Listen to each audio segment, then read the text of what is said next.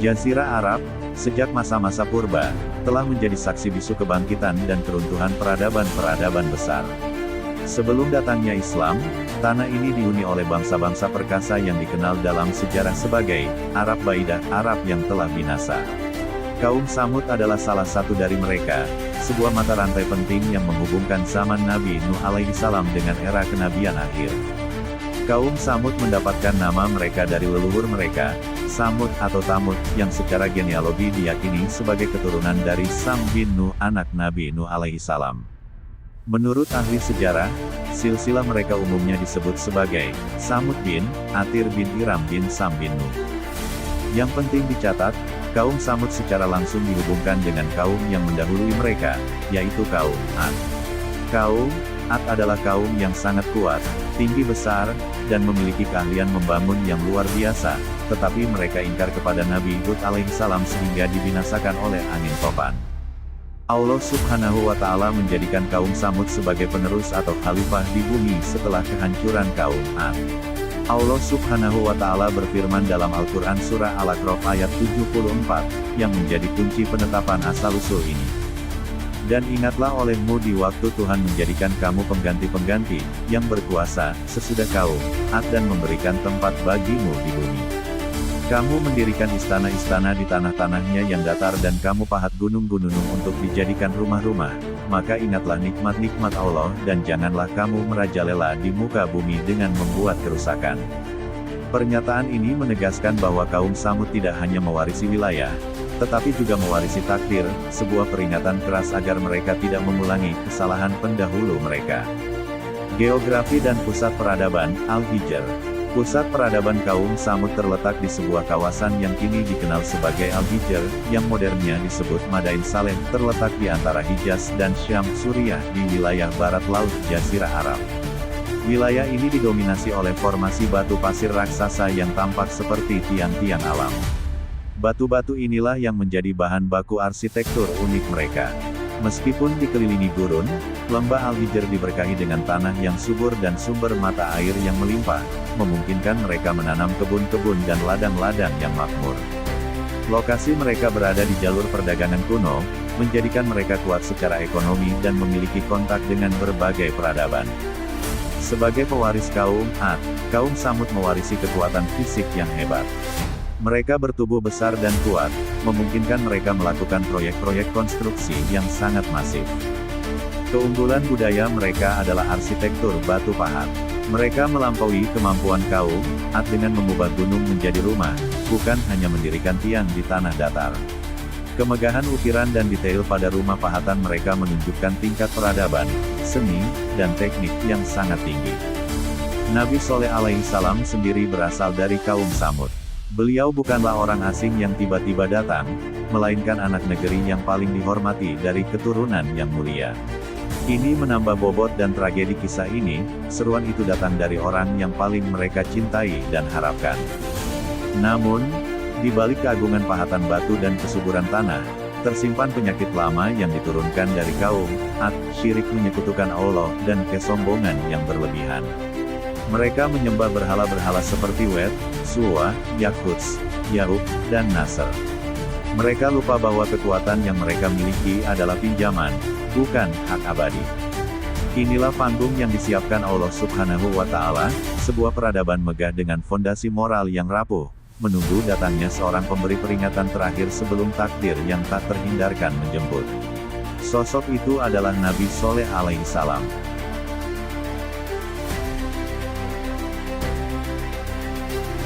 Sejarah manusia adalah roda yang berputar, antara keimanan yang membawa kejayaan dan kesombongan yang mengundang kehancuran. Ratusan tahun telah berlalu sejak badai angin dingin yang sangat kencang, azab dari Allah subhanahu wa ta'ala, meluluh lantakkan kaum Ad yang sombong di bukit-bukit pasir Al-Ahqaf. Debu-debu kehancuran itu telah mengendap, dan bumi kembali menumbuhkan generasi baru. Di bagian utara Jazirah Arab, di sebuah lembah yang diapit oleh pegunungan batu yang kokoh bernama Al-Hijr, sekarang dikenal sebagai Madain Saleh, tumbuhlah sebuah peradaban baru. Mereka adalah kaum Samud. Mereka bukan sekadar penduduk biasa. Mereka adalah kaum terpilih yang dianugerahi fisik yang kuat, umur yang panjang, dan kecerdasan luar biasa, mewarisi kehebatan fisik leluhur mereka, kaum Ad. Allah Subhanahu wa Ta'ala berfirman dalam Al-Quran Surah Al-A'raf ayat 74. Dan ingatlah olehmu di waktu Tuhan menjadikan kamu pengganti-pengganti, yang berkuasa, sesudah kaum Ad dan memberikan tempat bagimu di bumi. Di lembah Al-Hijr, suara denting pahat beradu dengan batu adalah irama kehidupan sehari-hari. Kaum Samud memiliki keahlian arsitektur yang belum pernah dimiliki bangsa manapun sebelumnya. Jika kaum Ad membangun tiang-tiang tinggi di tanah datar, kaum Samud melakukan hal yang mustahil, mereka menaklukkan gunung. Dengan tangan-tangan kekar dan teknologi masa itu yang canggih, mereka tidak menyusun batu menjadi rumah, melainkan membuang bagian gunung yang tidak perlu hingga terciptalah istana di dalam perut bumi. Mereka memahat gunung-gunung batu yang keras laksana mengiris tanah liat yang lunak. Fasad depan rumah mereka diukir dengan ornamen yang rumit, pilar-pilar raksasa, dan gerbang yang megah. Al-Quran menggambarkan keahlian mereka ini dengan sangat indah dalam surah Al-Hijr ayat 82. Dan mereka memahat rumah-rumah dari gunung-gunung batu, yang didiami, dengan aman. Dan dalam surah Al-Fajr ayat 9. Dan, terhadap kaum Samud yang memotong batu-batu besar di lembah. Mereka hidup dalam kemewahan yang diatur oleh musim. Ketika musim dingin tiba, mereka tinggal di dalam rumah-rumah batu di gunung yang hangat dan kokoh, terlindung dari badai. Ketika musim panas datang, mereka turun ke dataran rendah yang subur, membangun istana-istana megah dengan tanah yang datar dan sejuk. Allah Subhanahu wa Ta'ala tidak hanya memberi mereka kekuatan fisik. Tanah Al-Hijr diberkahi dengan sumber daya alam yang melimpah ruah. Mata air memancar jernih dari celah-celah bebatuan, mengalir membelahi kebun-kebun kurma yang mayangnya menjuntai berat karena buah yang lebat.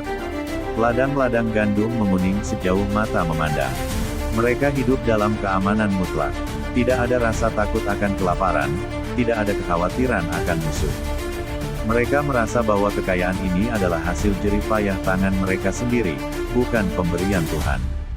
Kemakmuran ini digambarkan dalam surah Asy-Syu'ara ayat 146-149. Apakah kamu mengira akan dibiarkan tinggal di sini, di negerimu ini, dengan aman? Di dalam kebun-kebun serta mata air, dan tanam-tanaman dan pohon-pohon kurma yang mayangnya lembut. Dan kamu memahat sebagian dari gunung-gunung untuk dijadikan rumah-rumah dengan rajin. Namun, di tengah gelimang harta dan kemegahan arsitektur itu, hati mereka mulai membatu, lebih keras daripada batu cadas yang mereka pahat.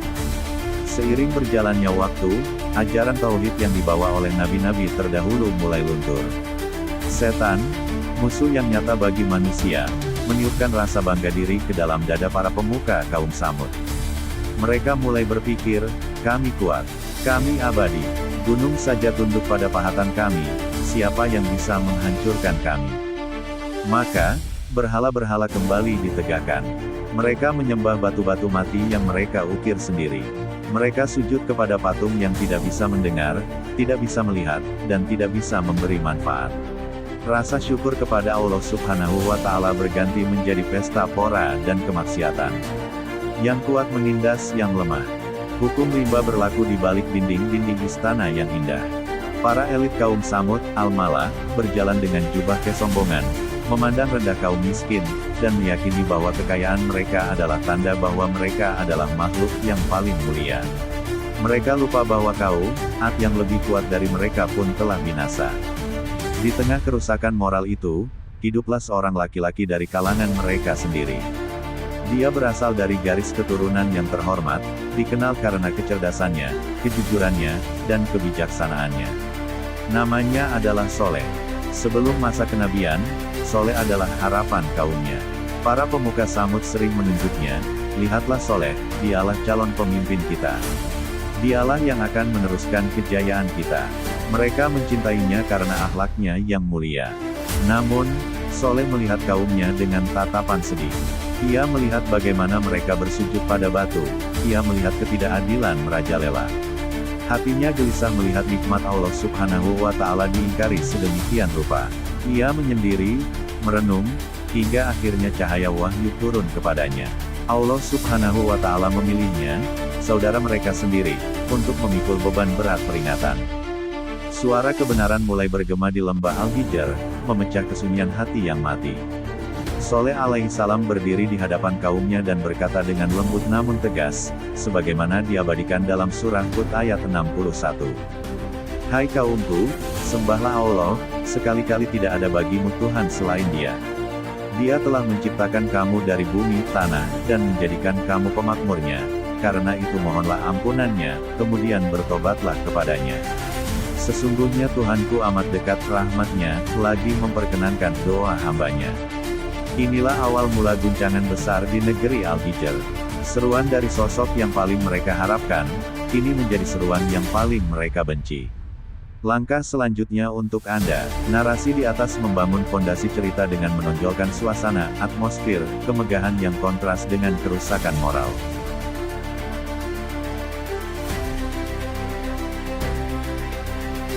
Seruan Nabi Soleh alaihissalam bergema melintasi lembah Al-Hijr, tetapi seruan itu bukan diterima sebagai kabar gembira, melainkan sebagai guntur yang mengancam kehormatan dan tradisi lama. Nabi Soleh alaihissalam berdakwah dengan penuh kasih sayang dan logika yang murni. Beliau tidak menuntut bayaran, kekayaan, atau kekuasaan. Beliau hanya ingin kaumnya kembali kepada fitrah, mengakui pencipta segala nikmat yang mereka rasakan. Nabi Soleh alaihissalam mengingatkan mereka tentang sejarah pahit kaum Ad, menegaskan bahwa kekuasaan manusia tidak pernah abadi di hadapan kehendak Tuhan. Inilah inti dari seruan beliau, sebagaimana difirmankan Allah Subhanahu wa Ta'ala dalam Al-Quran Surah Asy-Syu'ara ayat 142-145. Ketika saudara mereka, Soleh, berkata kepada mereka, "Mengapa kamu tidak bertakwa? Sesungguhnya aku adalah seorang rasul kepercayaan, yang diutus kepadamu. Maka bertakwalah kepada Allah dan taatlah kepadaku. Dan aku sekali-kali tidak meminta upah kepadamu atas ajakan itu. Upahku tidak lain hanyalah dari Tuhan semesta alam."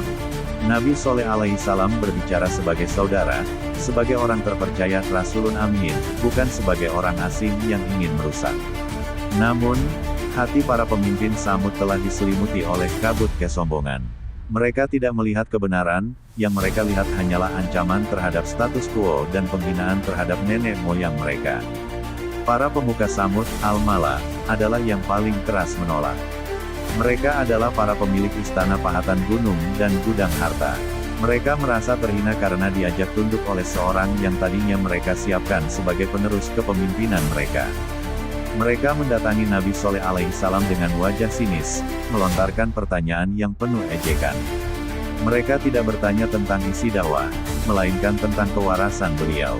Mereka menuduh beliau terkena sihir dan bahkan penyakit mental, seolah-olah kenabian adalah penyakit. Tuduhan ini terekam jelas dalam Al-Quran Surah Asy-Syu'ara ayat 153-154. Mereka berkata, "Sesungguhnya kamu hanyalah salah seorang dari orang-orang yang terkena sihir, kamu tidak lain hanyalah seorang manusia seperti kami, maka datangkanlah suatu mukjizat, jika kamu termasuk orang-orang yang benar." Tuduhan yang sama juga mereka ulang dalam surah Hud ayat 62. Mereka berkata, "Hai Soleh, sesungguhnya kamu sebelum ini adalah seorang di antara kami yang kami harapkan, apakah kamu melarang kami untuk menyembah apa yang disembah oleh bapak-bapak kami? Sesungguhnya kami ragu-ragu dan khawatir terhadap apa yang kamu serukan kepada kami." Kata, "kamu kami harapkan," adalah sindiran paling menusuk. Kaum Samud menyiratkan, "Kami telah mempersiapkanmu untuk memimpin kami dalam tradisi kami, mengapa engkau justru menghancurkan harapan kami dengan keyakinan baru ini?" Nabi Soleh alaihissalam menjawab tuduhan mereka dengan logika yang menelanjangi kesombongan mereka. Beliau mengingatkan bahwa akal sehat menolak menyembah patung, dan bahwa kenabian bukanlah pilihan pribadi, melainkan mandat dari Tuhan. Beliau bertanya kepada mereka, dengan penuh keprihatinan, tentang nasib buruk yang akan menimpa mereka jika ternyata beliau benar. Soleh berkata, "Hai kaumku, bagaimana pikiranmu jika aku mempunyai bukti yang nyata dari Tuhanku, dan dianugerahinya aku rahmat kenabian daripadanya, maka siapakah yang akan menolongku dari azab Allah jika aku mendurhakainya? Sebab itu kamu tidak menambah apa-apa kepadaku selain kerugian." Al-Quran Surah Hud ayat 63. Namun, alih-alih merenung, penolakan mereka justru semakin brutal. para pemuka Samud mulai memecah belah kaum. Mereka menggunakan kekuasaan dan kekayaan untuk menakut-nakuti dan merendahkan pengikut Nabi Shaleh alaihissalam. Segera terjadi perpecahan yang tajam. Kaum Samud terbagi menjadi dua kelompok besar, sebagaimana disebutkan dalam Al-Quran Surah An-Naml ayat 48. Dan adalah di kota itu 9 orang laki-laki yang membuat kerusakan di muka bumi, dan mereka tidak berbuat kebaikan. Di satu sisi, ada kelompok kecil, yang kebanyakan adalah kaum lemah, miskin, dan tertindas, yang hatinya terbuka menerima kebenaran. Mereka inilah yang pertama kali beriman. Di sisi lain, ada kelompok mayoritas yang didominasi oleh tokoh-tokoh kuat yang menolak. Kaum kafir meremehkan pengikut Nabi Shaleh alaihissalam. Mereka berkata dengan nada merendahkan kepada orang-orang yang telah beriman. Berkatalah pemimpin-pemimpin yang menyombongkan diri di antara kaumnya kepada orang-orang yang dianggap lemah yang telah beriman di antara mereka, tahukah kamu sesungguhnya Shaleh diutus menjadi rasul oleh Tuhannya? Orang-orang yang dianggap lemah itu menjawab, sesungguhnya kami percaya kepada wahyu yang Shaleh diutus untuk menyampaikannya. Orang-orang yang menyombongkan diri berkata, sesungguhnya kami adalah orang yang kafir terhadap apa yang kamu imani. Al-Quran Surah Al-A'raf ayat 75-76. Situasi semakin memanas. Dialog logis telah mencapai batasnya. Kaum Samud menuntut bukti fisik yang tidak bisa ditolak oleh mata telanjang.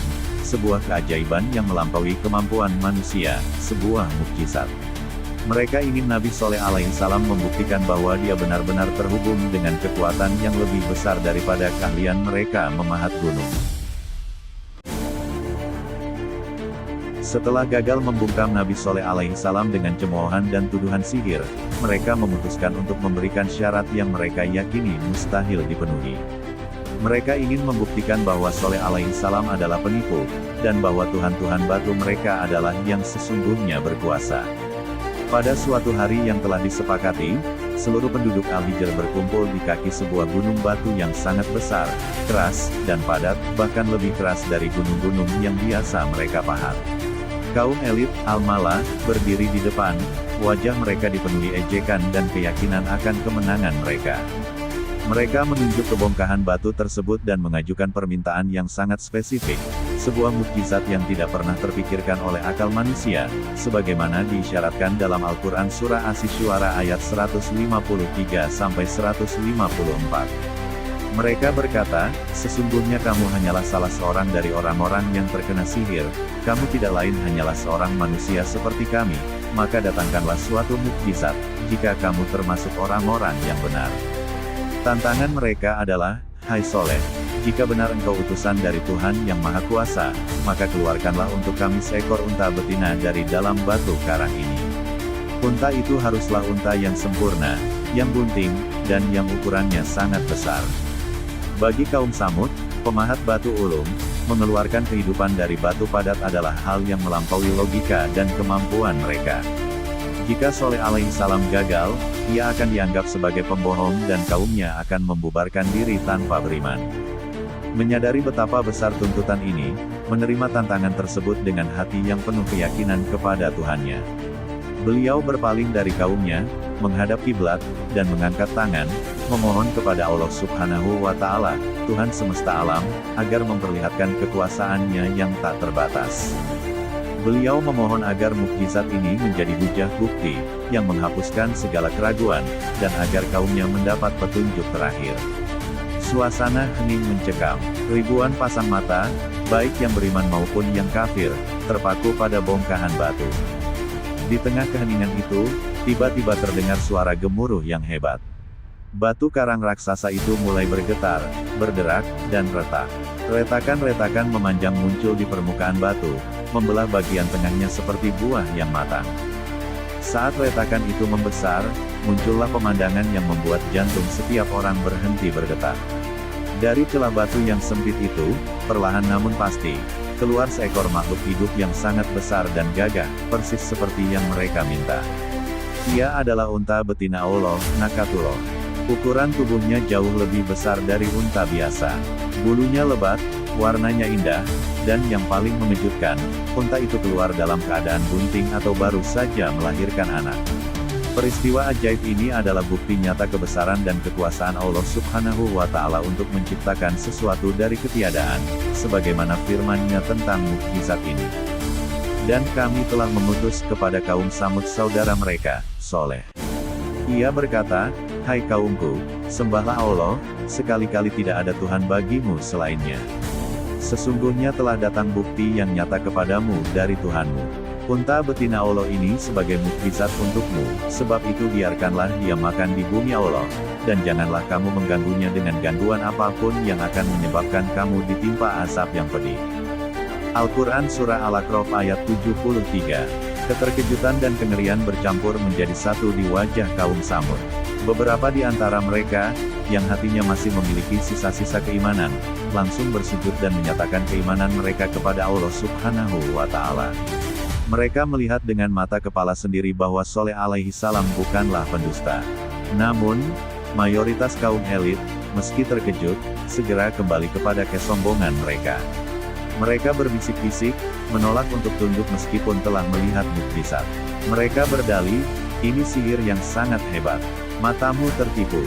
Namun, karena mereka telah berjanji, mereka terpaksa mengakui keberadaan unta tersebut.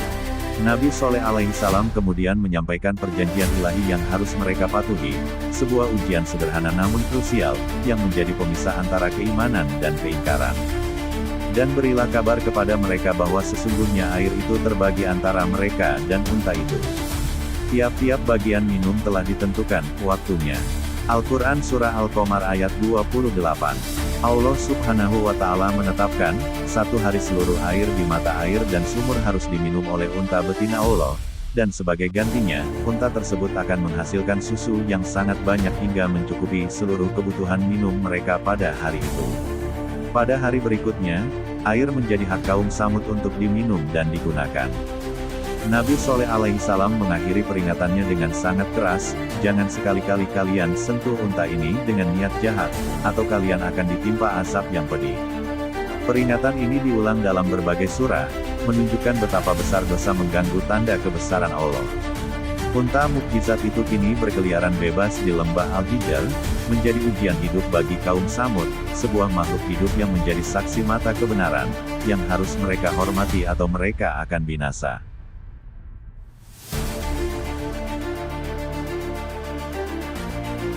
Unta betina Allah, Nakatullah, bukan sekadar mukjizat yang membuktikan kenabian Soleh alaihi salam, tetapi juga sebuah ujian kepatuhan dan kesabaran bagi kaum Samud. Ujian yang menuntut mereka menanggalkan kesombongan dan berbagi sumber daya yang dulu mereka anggap milik pribadi. Pada mulanya, perjanjian hari minum air ditaati. Pada hari gilirannya, unta itu minum seluruh air yang ada di lembah, membuat sumber air kering. Namun, unta itu segera membalasnya dengan susu murni yang sangat banyak, cukup untuk diminum seluruh penduduk lembah, bahkan lebih menyegarkan daripada air biasa. Meskipun demikian, bagi para pemimpin kaum Samud, keberadaan unta itu adalah gangguan yang tidak tertahankan. Mereka merasa terhina. Tubuh unta yang besar, yang bergerak bebas di ladang mereka, seolah menertawakan kemegahan istana-istana mereka.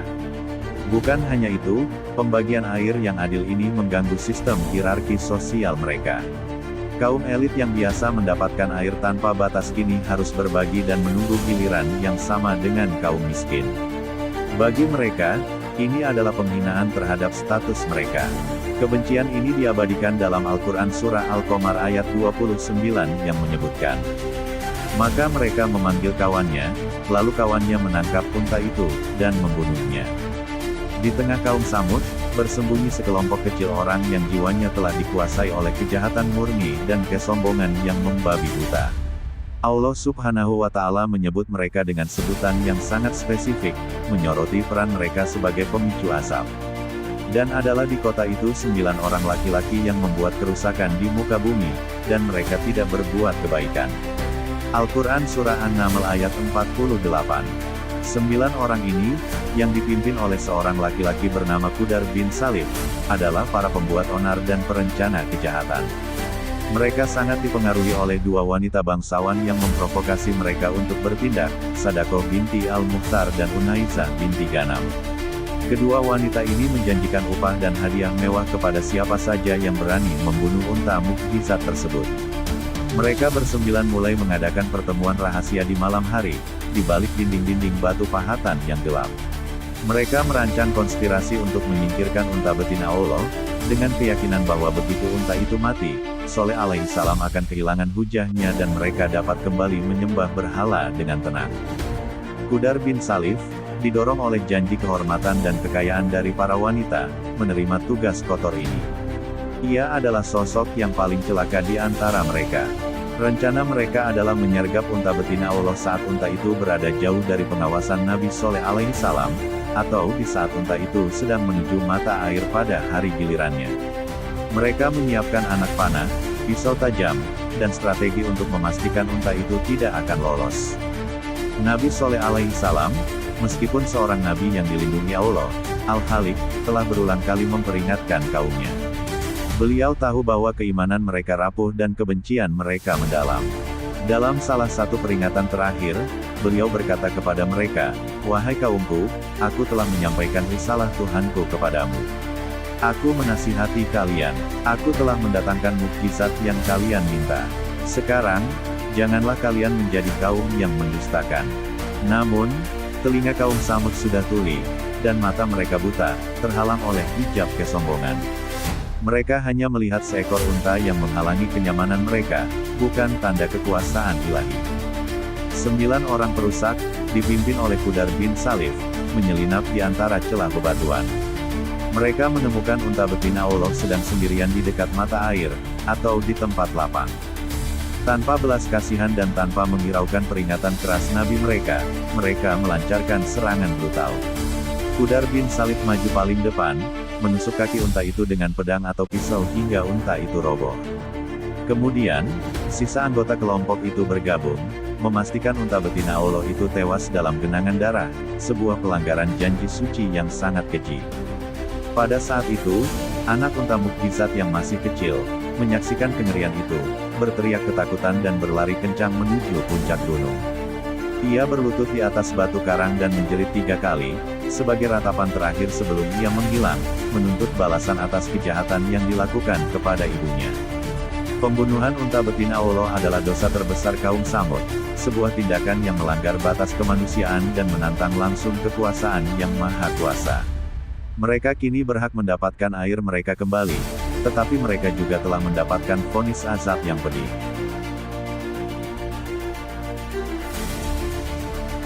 Darah unta betina Allah membasahi tanah Al-Hijr, mengakhiri perjanjian suci dan mengaktifkan hukuman yang telah diperingatkan berulang kali. Kaum Samud, yang dipimpin oleh 9 perusak, kini bersorak-sorai dalam kemenangan semu mereka. Mereka telah membuktikan bahwa mereka lebih memilih tradisi berhala daripada tunduk pada perintah Allah Subhanahu wa Ta'ala. Kabar pembunuhan unta betina Allah segera sampai kepada Nabi Soleh alaihissalam. Beliau mendatangi kaumnya yang kini berkumpul di sekitar bangkai unta itu, penuh kekecewaan, duka, dan kemarahan suci. Nabi Soleh alaihissalam menatap wajah-wajah yang keras itu, termasuk wajah para pembunuh unta, yang kini merasa gagah berani. Beliau bertanya, "Mengapa kalian melakukan kejahatan ini? Bukankah aku telah memperingatkan kalian tentang azab yang pedih jika kalian mengganggu tanda kebesaran Allah?" Alih-alih merasa menyesal, kaum Samud justru semakin lancang. Didorong oleh kesenangan karena berhasil membunuh unta yang mereka benci, dan diyakinkan oleh para perusak bahwa tidak ada konsekuensi yang datang, mereka menantang Nabi Soleh alaihissalam secara langsung. Mereka berkata dengan nada mencemooh, sebagaimana terekam dalam Al-Quran Surah Hud ayat 65. Lalu mereka menyembelih unta itu, maka berkata Soleh, "Bersenang-senanglah kamu sekalian di rumahmu selama 3 hari, itu adalah janji yang tidak dapat didustakan." Mereka menuntut azab itu segera didatangkan. Di tengah kesombongan kaumnya, Nabi Soleh alaihissalam menyampaikan vonis dari Allah Subhanahu wa Ta'ala.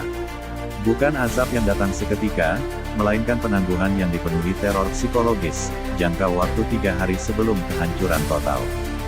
Beliau berkata, "Bersenang-senanglah kalian di rumah kalian selama 3 hari. Itu adalah janji yang tidak dapat didustakan." 3 hari adalah waktu yang ditetapkan untuk kaum Samud menikmati sisa-sisa kehidupan mereka yang fana. Bagi yang beriman, 3 hari adalah waktu untuk bersiap diri. Bagi yang kafir, 3 hari adalah masa tunggu yang penuh siksaan batin. Sejak saat vonis diucapkan, teror mulai merayap pelan. Ketakutan itu nyata, bukan karena serangan fisik, melainkan karena tanda-tanda yang tidak dapat mereka bantah. Hari pertama, hari Kamis, wajah menjadi kuning. Kaum Samud bangun dengan wajah yang pucat, bahkan menguning. Ketakutan akan janji yang tak mungkin didustakan mulai meresap ke dalam jiwa mereka. Mereka saling memandang, melihat warna kuning pada wajah tetangga dan keluarga mereka, seperti wajah yang sedang sakit parah, atau wajah yang sangat ketakutan. Mereka mulai bersembunyi di dalam rumah-rumah pahatan mereka, tidak tahu harus berbuat apa. Hari kedua, hari Jumat, wajah menjadi merah. Kekuningan berganti menjadi kemerahan pekat, seolah-olah seluruh darah mereka mendidih karena marah dan gelisah. Mereka mulai panik, berteriak-teriak dan menyalahkan satu sama lain atas kematian unta mukjizat. Kemarahan dan keputusasaan merajalela, mereka kini sepenuhnya sadar bahwa azab yang dijanjikan itu nyata dan sedang menghampiri. Hari ketiga, hari Sabtu, wajah menjadi hitam. Di hari terakhir, sebelum fajar menyingsing, wajah kaum Samud menjadi hitam kelam, seolah ditutupi jelaga atau bayangan kematian. Ini adalah lambang kegelapan total, keputusasaan, dan keyakinan mutlak bahwa mereka akan binasa di hari yang akan datang. Mereka tidak lagi berbicara, mereka hanya menunggu dengan tubuh gemetar di sudut-sudut istana mereka. Sementara itu, 9 orang perusak yang telah membunuh unta, bersama dengan para pendukung mereka, tidak diam. Dalam kepanikan hari ketiga, mereka merencanakan kejahatan terakhir yang lebih besar, pembunuhan Nabi Soleh alaihissalam. Mereka berpikir, jika Soleh mati, kutukan itu mungkin akan berhenti. Allah Subhanahu wa Ta'ala berfirman tentang rencana keji mereka dalam Al-Quran Surah An-Naml ayat 49-50. Mereka berkata, "Bersumpahlah dengan nama Allah, bahwa kita akan menyerang Soleh dan pengikut-pengikutnya di malam hari. Kemudian kita akan mengatakan kepada warisnya Soleh kita tidak menyaksikan kebinasaan pengikut-pengikutnya itu, dan sesungguhnya kita adalah orang-orang yang benar." Dan mereka pun merencanakan makar dengan sungguh-sungguh dan kami merencanakan makar pula, sedang mereka tidak menyadari. Namun, makar Allah lebih besar. Saat para perusak itu bergerak di malam hari menuju rumah Nabi Soleh alaihissalam, mereka dihantam oleh batu-batu besar yang jatuh dari langit atau dari gunung di sekitar mereka, hingga mereka binasa seketika. Rencana pembunuhan Nabi digagalkan sebelum fajar hari keempat tiba. Malam hari ketiga adalah malam yang sunyi bagi kaum beriman. Atas perintah Allah Subhanahu wa Ta'ala, Nabi Soleh alaihissalam mengumpulkan pengikutnya yang kecil dan setia. Mereka meninggalkan istana-istana megah yang akan segera menjadi kuburan massal. Mereka berjalan menjauh dari Al-Hijr, menuju tempat yang aman, sambil menanti janji Allah Subhanahu wa Ta'ala terwujud. Sementara itu, kaum Samud yang kafir menghabiskan malam dalam keputusasaan yang kelam, wajah mereka hitam, menunggu matahari terbit yang akan membawa kehancuran. Fajar hari keempat menyingsing di atas lembah Al-Hijr. Itu adalah hari Minggu, hari di mana janji yang tidak dapat didustakan itu harus terwujud. Kaum Samud yang kafir menunggu di dalam istana pahatan mereka, wajah mereka sehitam malam yang telah berlalu, hati mereka dipenuhi keputusasaan yang tak terbayangkan. Mereka tahu, ini adalah akhir. Nabi Soleh alaihissalam dan pengikut setianya telah menjauh dari wilayah itu, menyaksikan dari kejauhan pemandangan yang menyedihkan dan menakutkan, sebuah pembalasan yang harus terjadi demi keadilan ilahi. Saat matahari mulai naik sedikit di ufuk timur, alam pun mulai bergetar. Mula-mula, terdengar suara gemuruh yang aneh, bukan gemuruh guntur, melainkan suara yang berasal dari dalam bumi dan langit secara bersamaan. Kemudian, getaran itu meningkat menjadi guncangan hebat, sebuah gempa yang menggoncang Al-Hijr hingga ke fondasinya yang paling dalam. Kaum Samud, yang berlindung di dalam rumah-rumah batu pahatan mereka, mengira benteng batu itu akan menyelamatkan mereka. Namun, rumah yang mereka yakini sebagai simbol kekuatan justru menjadi penjara dan kuburan mereka. Puncak azab itu datang dari langit, sebagaimana difirmankan Allah Subhanahu wa Ta'ala dalam Al-Quran Surah Hud ayat 67. Dan satu suara keras yang mengguntur menimpa orang-orang yang zalim itu, lalu mereka mati bergelimpangan di rumah-rumah mereka. Itu adalah as-sayhah, teriakan, yang menggelegar. Suara yang begitu keras dan dahsyat hingga memecahkan gendang telinga, merenggut nyawa dari raga, dan mengoyak jantung di dalam dada. Dalam Al-Quran Surah Al-A'raf ayat 78, azab ini juga diiringi guncangan bumi. Kemudian mereka ditimpa gempa, maka jadilah mereka di dalam rumah-rumah mereka bergelimpangan. Kaum Samud tidak sempat berteriak, tidak sempat menyesal, dan tidak sempat melarikan diri. Kekuatan pekikan yang dipadukan dengan guncangan bumi menghancurkan segala organ vital mereka dalam sekejap.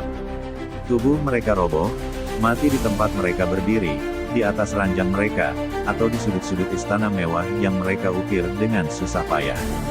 Tubuh-tubuh kaku itu bergelimpangan, tidak ubahnya seperti sampah, meskipun mereka adalah para bangsawan yang sombong dan ahli pahat batu. Dalam sekejap, Al-Hijr yang dulu dipenuhi dengan tawa, pahatan, dan kesombongan, kini menjadi sunyi senyap. Tidak ada lagi kehidupan, tidak ada lagi gerakan, yang tersisa hanyalah keheningan absolut yang mencekam. Nabi Shaleh alaihi salam dan pengikutnya menyaksikan bencana ini dari jarak yang aman. Setelah gemuruh mereda dan debu asap mengendap, Nabi Shaleh alaihi salam kembali ke negeri yang kini mati itu. Beliau berdiri di tengah-tengah reruntuhan, menatap jasad-jasad yang membatu dan rumah-rumah yang kini kosong. Beliau menyampaikan kata-kata perpisahan yang penuh penyesalan, bukan untuk dirinya, tetapi untuk kaumnya yang memilih jalan kesesatan, sebagaimana difirmankan dalam Al-Quran Surah Al-A'raf ayat 79. Maka Shaleh meninggalkan mereka seraya berkata, "Hai kaumku, sesungguhnya aku telah menyampaikan kepadamu amanat Tuhanku, dan aku telah menasihati kamu, tetapi kamu tidak menyukai orang-orang yang memberi nasihat." Kata-kata ini adalah penegasan bahwa para nabi telah menunaikan tugas mereka dengan sempurna, dan kehancuran ini sepenuhnya adalah pilihan kaum Samud sendiri, yang menolak nasihat tulus. Kisah Nabi Shaleh alaihi salam dan kaum Samud berakhir dengan pelajaran yang keras. Allah Subhanahu wa Ta'ala berfirman dalam Al-Quran Surah Hud ayat 68. Seolah-olah mereka belum pernah berdiam di tempat itu. Ingatlah, sesungguhnya kaum Samud itu kafir kepada Tuhan mereka.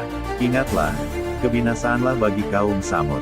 Reruntuhan Al-Hijr, dengan istana-istana pahatan yang masih berdiri kokoh hingga hari ini, menjadi monumen abadi bagi kesombongan manusia yang menantang kekuasaan Allah Subhanahu wa Ta'ala.